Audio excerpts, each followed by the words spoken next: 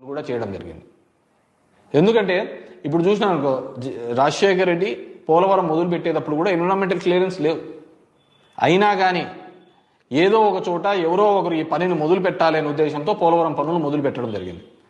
పోలవరం పనులు మొదలుపెట్టి right canal ఈరోజు వాళ్ళు ఏదైతే పట్టిసీమ అని చెప్పుకుంటున్నారో ఆ పట్టిసీమ దానిలకు రైట్ కెనాల్ మొదలు పెట్టించినది ఎవరు?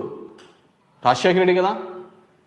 దానికి కూడా నువ్వు అడ్డం పడుతుంది 5-6 మందితో, కొంతమంది రైతులతో ఏపిస్తుంది. దాని తర్వాత నీ గవర్నమెంట్ వచ్చిన తర్వాత ఆ రైతులు 50 లక్షల కాంపెన్సేషన్ ఇప్పిస్తుంది. ఎవరు?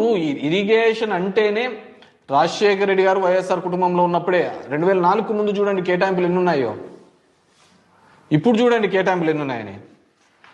ఆ రోజు పోలవరం కూడా ఇదే సమస్య ఉంటే, ఎన్విరాన్మెంటల్ క్లియరెన్స్ ఉంటే మొదలుపెట్టి ఈ పనులు అవి జరుగుతా అంటే ఈరోజు జరుగుతుంది ఎన్విరాన్మెంటల్ క్లియరెన్స్.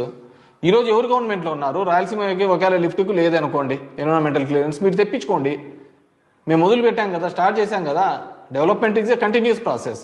అది వదిలిపెట్టినారు మీరు. ఈ విధంగా కంప్లీట్గా కూడా రాయలసీమ ద్రోహనో దీనిలోనో ఇప్పుడు ఈ విధమైన అసమానతలు క్రియేట్ చేయడం వల్లనే కదా ఈ ప్రాంతంలో ఇబ్బంది పడుతున్నది.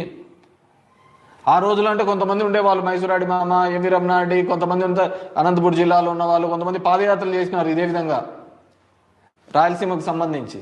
ఇప్పుడు అంతా ఆ సీన్ ఎంత ఏం కనపడటంలే మనకంతా ఎందుకు కనపడుతుంది? ఇప్పుడు పొద్దున్న లేచిన నుంచి కూడా ఒకటే దీనిలో ఏది పెద్ద ఇంపార్టెంట్ ప్రాజెక్టే?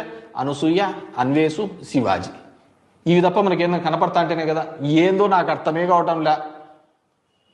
ఎవడని లిఫ్ట్ ప్రాజెక్టులు చేస్తాం, ఇవి చేస్తాం, ఇవి కాదు. 100 రూపాయలకి మంది వస్తుందా లేదా? క్వాలిటీ మద్యం దీనిల మీద పడింటే ఎంత దరిద్రం అంటే, రాయలసీమకు సంబంధించి మాకు ఎయిమ్స్ వచ్చింది అనంతపూర్కి, తీసేపోయి అమరావతిలో అని చెప్పి గుంటూరులో పెడుతుంది. ఈ గుంటూరులో కార్పొరేట్ లేదా? ఎక్కడ వెనుకబడి జిల్లాల్లో పెట్టింటేది కదా.